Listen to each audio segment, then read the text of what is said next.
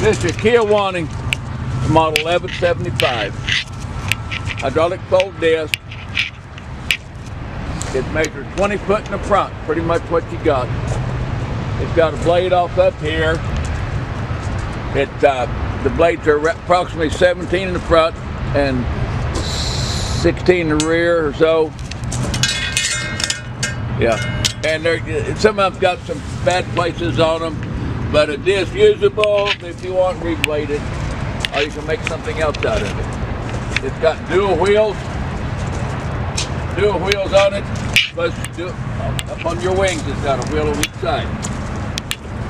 It's also got a full Harrow on the rear, right here. Single buster bar Harrow. The frame looks good on it. Right here. Here's some scabbing on it right here. They've done some shop welding on it right here. We try to call everything we see here, just in case, okay?